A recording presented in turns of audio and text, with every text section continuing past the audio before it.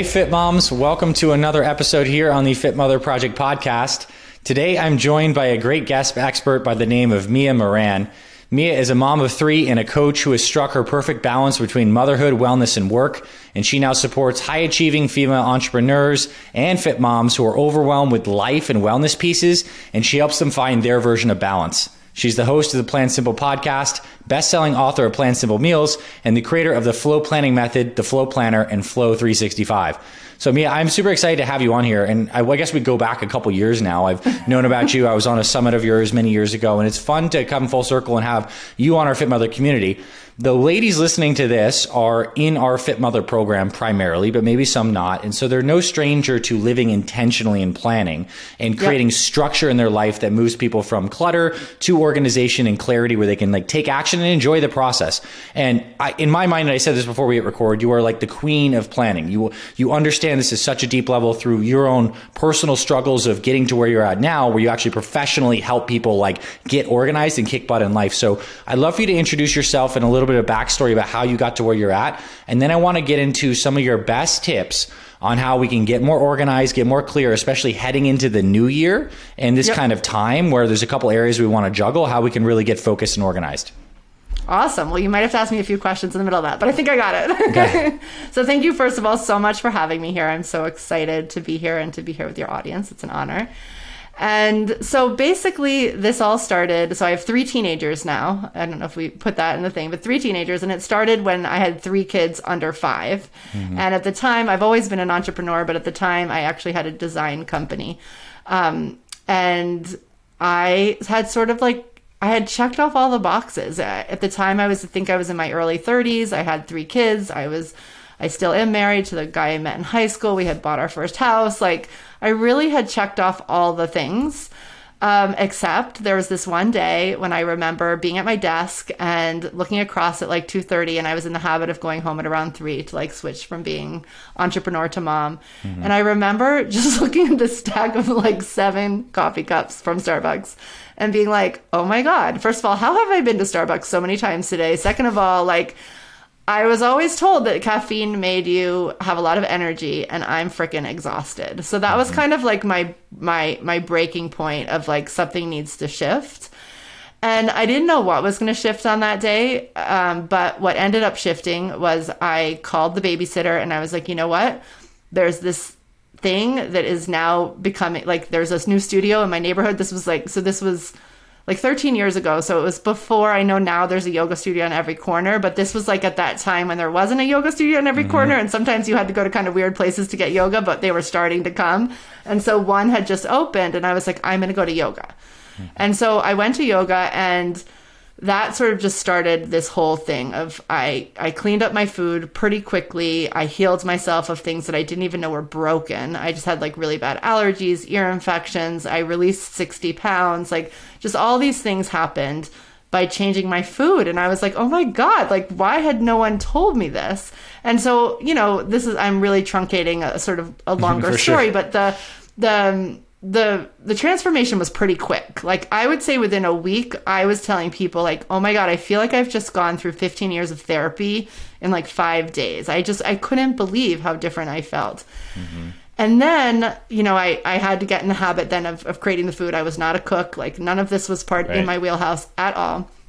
And so I went on this journey, and eventually I knew I wanted to bring my kids along because at the time, you know, I kept feeding them junk. And, you know, then I was like, okay, the kids need to come along. And somewhere in there as an entrepreneur, I decided to interview the sort of food gurus at the time. This was before we could do podcasts and all that. And so I just started talking to them, and, you know, whoever would take my calls, I ended up like writing blog posts and articles for a magazine about it.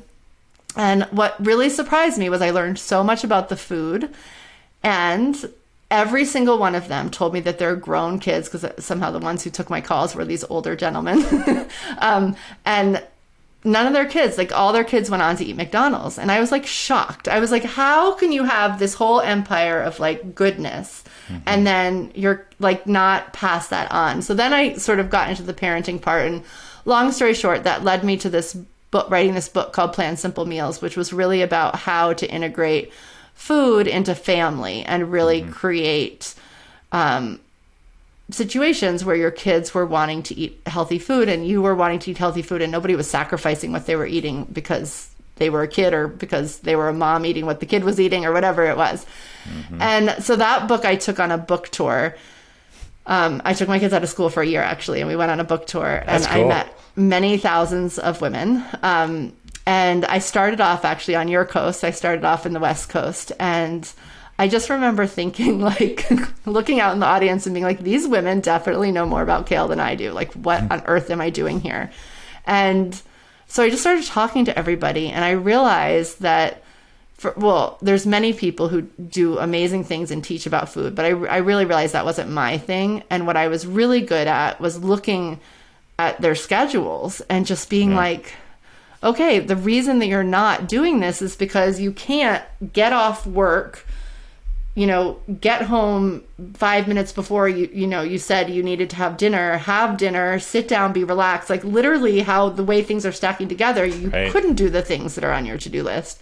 And so that really became what I started studying, was how we navigate time, how we think about what we can fit into a day, and how we really weave together all those pieces of our health and the food we want to eat, and how we show up as a parent or a mother, how we do work. And the fourth part of that for me is also just like that idea of creating space and sort of spirituality, and like how do we even understand, like, how did I understand on that day that like my next step was to go to yoga? And I think that's hard. It's hard to get those sort of quick hits of download when we're rushing from thing to thing. So those are sort of the four areas that I like to think of, and that's what brought me today to talking a lot about planning. Wow. I mean, what a condensed and beautiful journey. Really powerful. I'm glad you were able to share that in such a concise, effective way. When you mentioned like the planning of the simple meals, I want to start there. Yeah. Especially on the family aspect, because I think a lot of ladies listening to this are making changes with their own nutrition. They have a schedule that works for them. They're thinking about schedules. In your philosophies, how do you start to get a family on board, and how do you make this a much more cohesive aspect? Let's talk with nutrition and meal planning first. Okay. So for me, it was really about breaking it down and getting really honest about like what each part was. And when I really started, and I feel like this is true. I mean, I've worked with enough women that I feel like this is true for a lot of people. Like most of us aren't sitting down as a family for breakfast or for lunch, right? A lot of times for lunch, our kids are at school, we're at work, like everyone's in different places. So for me, the first thing was just really like honoring and understanding that I was alone for breakfast and lunch. So that was such a great time. If I'm not, if there's no intermittent fasting involved and you're having breakfast, that was such a good time for me to just really eat whatever I needed to eat to fuel my body. And for a long time for me, that was smoothies and a huge salad for lunch. And that, like, I could always do that. And so really like, and I also have a few kids with food allergies. So for them as well, lunch was something where I could do different things. And the one who like wanted to have things that the others was allergic to could have them at lunch. Whereas I wasn't gonna serve everybody their own dinner. So really realizing that breakfast and lunch could be our own thing. And one of the most important things of anything we do, but this is very true with food too, and women very often forget this, is that I definitely think the most important thing is to put our own oxygen masks on first. So I find a lot of times, even when women are trying to get healthy, we're still thinking about the kids first. And we make a lot of sacrifices that way. So even though our gesture is to want to get healthy, we're still thinking about getting them healthy first, and we're not really healthy. And so then we're not able to hold the boundaries. So for sure, even if you just do the best you can with the kids, but spend 3 months just really getting clear on how you feel well and you eating, I don't think that's ever time spent badly. So that's for sure. And then dinner is really, I think, magical. I think dinner is the magic time for so many reasons. And so it's magical because we're all together. If you make that a priority, you can all be together. And so instead of like nagging or whatever, you can really be modeling. So you can really be modeling food. It also, it's such a good practice of coming together after a day where everyone's been apart to come together. And I just think it's a beautiful time for parents to understand what's happened in a kid's life, or to really hear all the things. So there's just so many wins to me about sitting down for like the 35 minutes that dinner takes. Like, to me, that can just, I don't know, it just makes a huge impact. And I wrote about that in the book when my kids were little. And I have to say that my two oldest, my first one just went to college this year, and he wrote his essay about it. He wrote his college essay about family dinner. That's profound. And so I was like, oh, I guess this did make a difference, and so I think it really hit them. And about modeling, one of my favorite meals is grain bowls or vegetable bowls or whatever you want to call them, but where you pick a grain. Usually we do a lot of quinoa and brown rice in our house, and you pick a protein and you have like 3 vegetables, and you separate them out and sort of serve them. And what I found was when my kids were little, they would put the rice and the beans in their bowl and not much else. But I would put, the beans and the vegetables in my bowl and like the sauce. And over time, everybody started eating everything.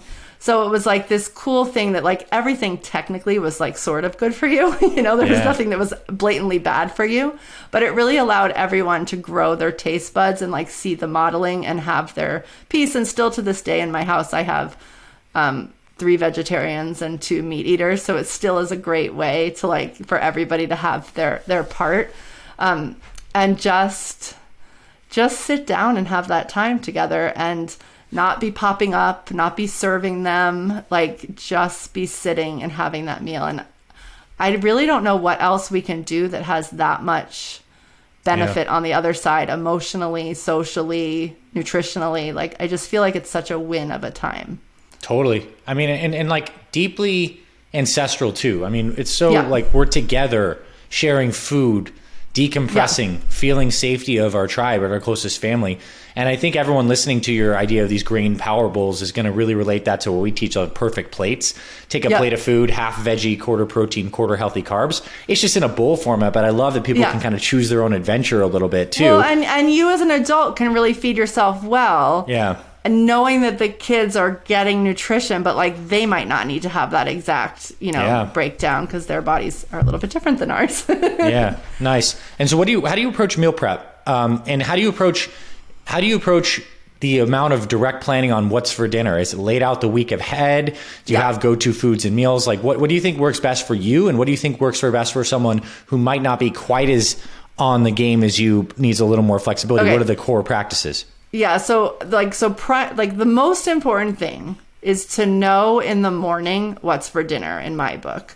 So what happens is if you have a little kid, if you have no matter what age your kid is, there's some behavior that happens right before dinner if you don't know what's happening. Mm-hmm. So a teenager acts out, a little kid says they hate all the food you make, like something happens if you're not grounded. And it's a really easy time to get ungrounded because we're all tired. Kids are tired, we're tired, it's the end of a long day.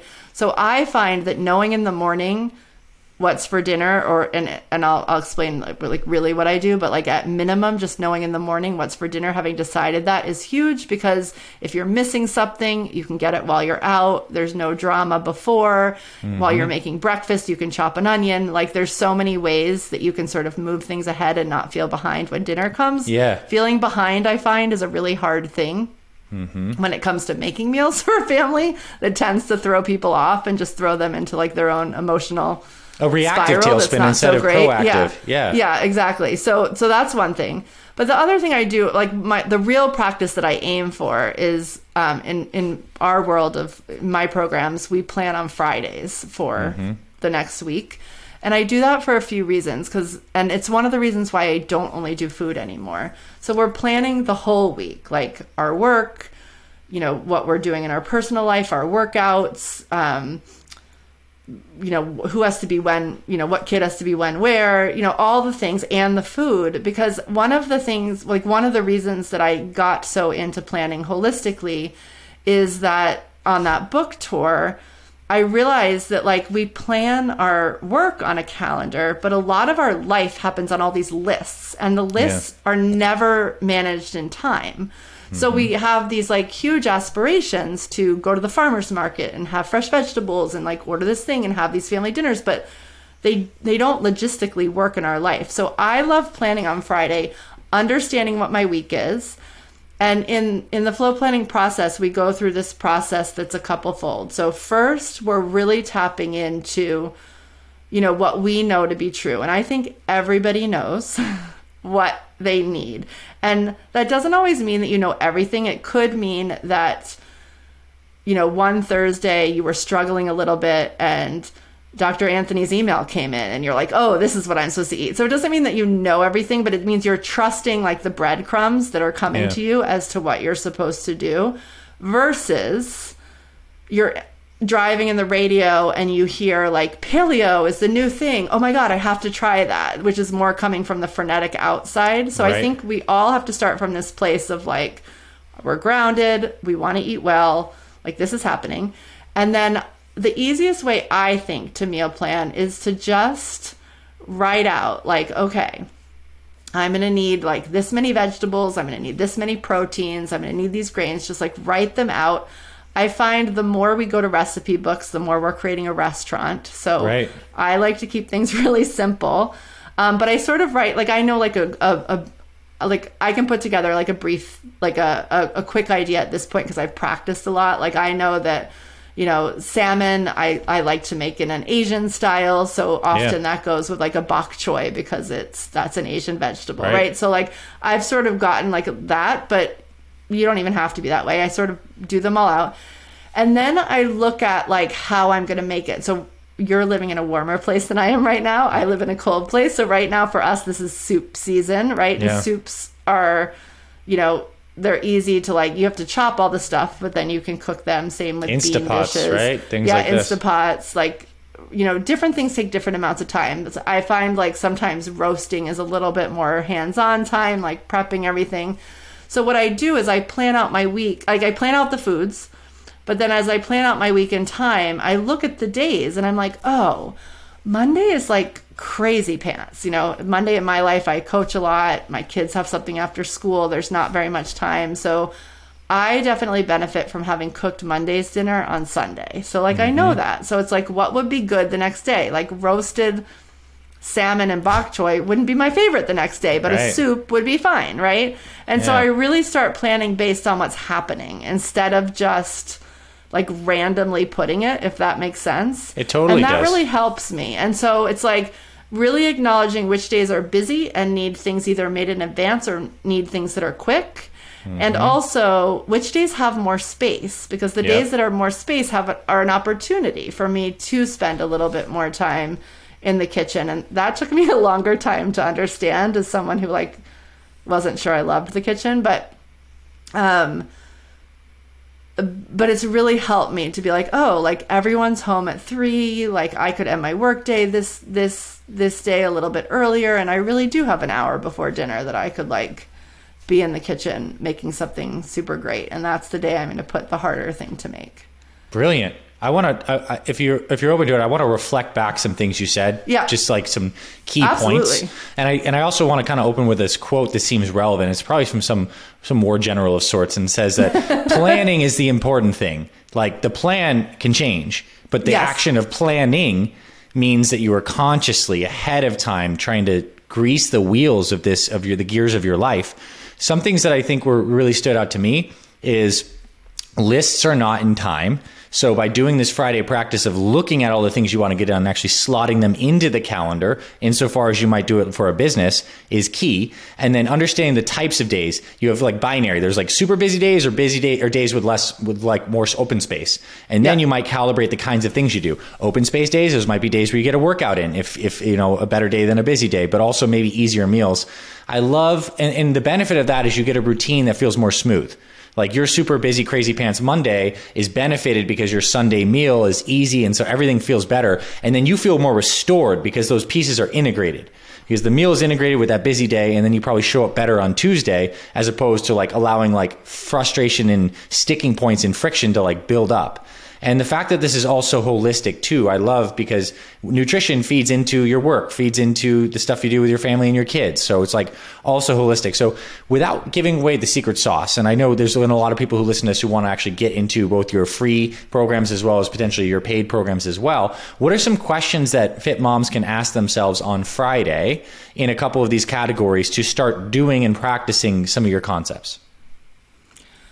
Yeah, so I think, let's see. So, well, one other thing that I want to say for anyone who's like overwhelmed by what you would pick per day is that something that I sort of skipped over is assign, like, so I always have a busy Monday. So I might realize that on the first Monday that Monday's busy, and then it's the second Monday and I realize it's busy, but I always have a busy Monday. So I always make beans on Monday. That's like, it's not the same beans, but I always have beans on Monday. So I find the concept of creating a rhythm is really helpful. Yeah. And then you're just like slotting in a thing. Like I might always roast thing on the day I go to the farmer's market, which is on Wednesday. So that's another way to look at this if you're like, I don't even know what to choose, right? And it ends up, you get more variety that way. So the things that I would ask myself on Friday are, how do I want to feel? That's where we start with everything that we're planning in Flow. It's like, how do I want to feel next week? Like, what is the focus of next week? And really being clear about that. So and it's different from week to week, and that's really important. So one week I might be like starting a new fitness thing. And so I really want to feel organized, or I really want to feel healthy, right? Another week, I might know I have a huge work week and I just want to feel productive at work. And so that doesn't mean that I want to sacrifice my food, but it means that my focused feeling is around the productivity around work. Right. Especially for women, we have this whole cycle thing going on. So literally weeks are different, and there are certain weeks where we have a lot more energy and certain weeks where we have a really low energy. And so when we try to make every week the same, sometimes we feel like we're not we're not being success. But I could look at my week ahead and be like, oh, interesting. Like next week, I know I'm going to be in my tired phase. So really what I want to feel next week is ease. Yeah. And so I take that feeling into the week as I'm making choices. So all planning it's not like you're losing all your creative forces. It's actually really freeing. Yeah. But all it is making choices in advance. And the cool thing about planning is that you can control your mindset. So I can control my mindset on Friday. So I could do a practice before I sit down to plan, to like just take 3 deep breaths and feel super grounded. And just by doing that, I'm literally using a different part of my brain than I would be using at 6 p.m. making dinner under stress, right? So I literally it would be the same night, but I would make different choices about what I would put in my body because I'm like making choices from that calm space in my brain. Right. So really understanding how you want to feel for the next week, I think is like first thing. Second thing is just calm, like being as calm as you can when you sit down to plan, so that you're not planning from a place of lack, which can be a really big truth for women who are on a weight loss journey or on a health journey, because we feel like we're behind, or we feel like we haven't done it right, or we feel like we're always doing it. And so if you can get to a place just for the planning, just for the 30 minutes that you sit down to plan, if you can get to a place of like, I'm on a fun journey, or, this is my, I'm going to plan for my future self who knows that this is what I'm supposed to be doing next week. And sometimes I say planning is a gift from our past self to our future self, so that we can actually be in the now when we land there. So Beautiful. Just really calming yourself down before you plan. And then really thinking about all the categories when you're planning your food. So you're thinking about your food and sort of wellness stuff in general. You're thinking about all the stuff that might be going on in your life. You're thinking about your work, all in one sitting, all together. And then the process for all three of those things is that you've already gotten centered because you've done those two things of breath and deciding how you want to feel. And then the first step is that list making phase. And women are generally pretty good at this. Like, I'm just going to make a list of all the things. Like, these are the things I could eat. These are the exercises I want to do. This is the work project I have. I need to buy this present for this kid. I need to do this thing for this kid. Like, it doesn't even need to be in the right order yet. You just want to get it all out of your head and onto brain paper. Dump. Yeah. Yep. You do a total brain dump. And then you take that brain dump and you look at your calendar and you move things from the brain dump into time. Like that's the missing trick for most of us. And the thing about doing it then on Friday is that then if you're disappointed that you can't fit everything, you can be disappointed and you can make choices and you can move yourself up the emotional ladder before the week even starts to not be disappointed. Like, right. And have a good weekend. So you're not on the back foot either, because that's a time where people oftentimes blow it up, right? Yeah, absolutely. And the reason I love doing it on a Friday is because it enables you to either, I also always, a lot of times, so when you're doing this for multiple weeks, sometimes I do usually start with is a review of the week before. Mm-hmm. So you can sort of see where you got to. Assess, and you can assess if there's anything you need to bring into the weekend, or you can decide that there's not. And then as you're planning your next week, you can see, is there anything I need to do on a weekend? So if I'm having a super busy week next week and I really want to eat healthy, I might spend 3 hours in the kitchen on Sunday getting everything prepped. If I'm if I know I'm traveling on the weekend and the next week is kind of calm, then I would plan in a way where I knew I had an hour every evening to like get dinner on the table and sit down, right? Yeah. So it's like we have so much more choice usually than we feel a lot of times in the moment, I would say, especially around food. Honestly, brilliant. And it's a form of self-love. This planning is a form of self-love because we're living is in conjunction with what we consider to be our higher inner path from our own guidance. And then that feels good. That's inherently motivating to be doing that. And then you get this positive momentum loop, which is brilliant. One other thing that I think is like interesting is like, how do you, like your kids, were you ever playing sports with them, or are they going out to like on the go? Did you have like go-to fast food, kind of a healthy menu options like pre-planned? Like what happens in those kind of scenarios? Or maybe that wasn't part of your family life. Well, so we didn't do too much fast food, but one of the things, especially for people who are breaking like a cycle of a lot of takeout, is the difference in getting takeout or doing food out when you have failed to get home for dinner is very different than deciding the Friday before that on Tuesday it's going to be too busy and you're going to go get burritos. Right. Because from that place, you're making just a much more conscious choice about what you're having, where you're going to get, how it's going to work. You're going to be more relaxed. And we haven't talked about this as much, but like, your attitude during dinner, I think, is equally as important. It's not guilty anymore. It's you're in it. You're experiencing it, and this is chosen. Yeah. So even if you like don't make any switches to being home for dinner, just even planning where you're going out and how that's working for the following week could be step one, and that will feel. I think it will feel very different than the constant rush of like doing it because you feel like you're not capable of doing it, of going home and cooking a meal. And you can just make different choices. I also think the fact that you do this on a repeated basis on Fridays makes a ton of sense too, because you get tighter feedback loops. Like you don't get to the point where you've drifted off into no woman's land for 2 months and you're off your thing. It's like you've had these check-ins, and there are going to be weeks where they didn't necessarily go as planned or you deviated or whatever, but like you have the chance to like course correct in tighter windows. And in my opinion, this health stuff is like an iterative game. It's like, how long can we do things make choices in the right direction more often than not for the rest of our lives? It's not about being perfect, obviously. It's about right direction. And it seems like this is the guardrails for conscious, healthy living that's integrated with a lifestyle that also with a healthy life in all the categories. So I think it's absolutely brilliant. Yeah, so I started with the day one, like in case you can't get to the week one, but I actually also do it the other way. So I usually have a morning practice, and my morning practice involves looking and sort of like recommitting to what I decided is for dinner. And I can change my mind. Like, so if something came up and I know it's going to be busier and I'm not going to have the time I thought, then I can change. It's 100% okay to change my mind. And I'm just going to replan in the morning. So I think we feel like a lot of times we feel like planning is really setting it and forgetting it. But I think it's more of like an organic process of like you've given yourself a structure that's really comforting, and then you keep checking in. You need to keep checking in with the structure.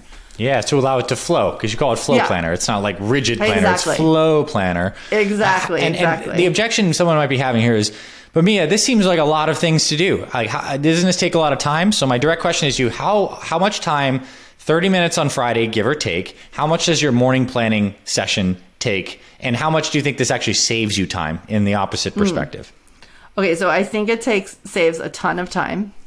And I'm going to totally mess up the math right now. But basically, there's been studies that people literally think about what's for dinner for anywhere from 30 minutes to an hour a day. That's like a lot of thinking time. And if you add that up, I think it comes out to like, I don't know, 3 or 4 weeks of vacation a year. Like if you were like add it into 8-hour days. So we just get lost in the thought about like just even thinking like, okay, I'm going to have that for dinner. And well, actually now I don't feel like it. Like, oh, and I messed up at lunch. Should I still have that? So it's like just that practice of deciding something and sticking to it. I find is so helpful in freeing up brain space. Right. And so I personally think I'm saving a lot of time in actually like meal prep and cooking and whatever by being prepped and shopping. I mean, I used to go to the supermarket like twice a day sometimes because I like wasn't sure I had something and then I go get it. Like, so I think I'm saving a ton of time in that when we do this practice. But really what I'm doing is saving so much brain. Like it's really to me more about energy and brain power. So I feel like I'm a different person when I sit down at the table. I feel like I can actually sit down and have lunch by myself, instead of eating, like rushing. I feel like, it's just say like there's time and there's energy and there's money. Like I feel like it hits all the things, right? It saves all those things, which just make it feel better.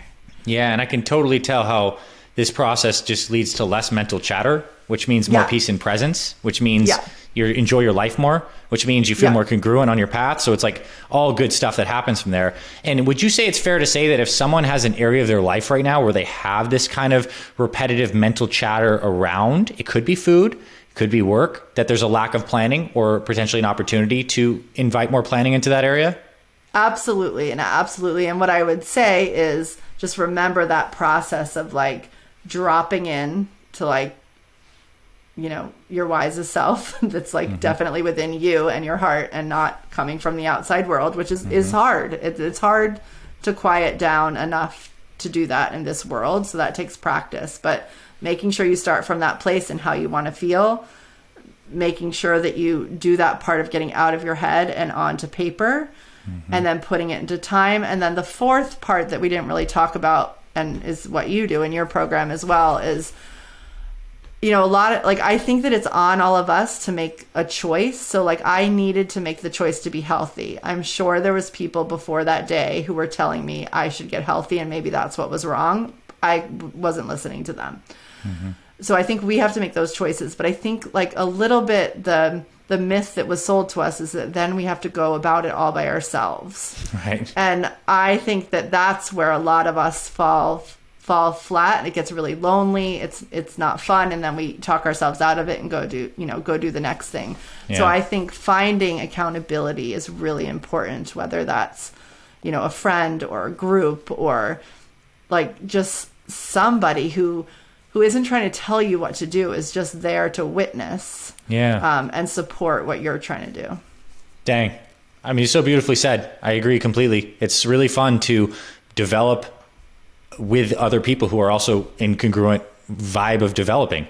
And it brings out the best in us and we bring out the best in others. It's like humans together, like 1 + 1 = 3 or more. We're not just the same in isolation. So 1 + 1 definitely does not equal 2. Yeah, at least when it comes to human interaction, that's for sure. Yeah. Okay, so I found this to be like profound and I hope people took away some of the specific questions. But I also know there's people who do like things all done out for them. And I know you have amazing like templates of the right questions asked, stuff to fill out, and you have a free course. So I would love for you to tell people more about how they can engage deeper with you and get some of your free courses as well as paid courses. Give us the spiel because I know there's a lot of people who are going to be excited to check things out now.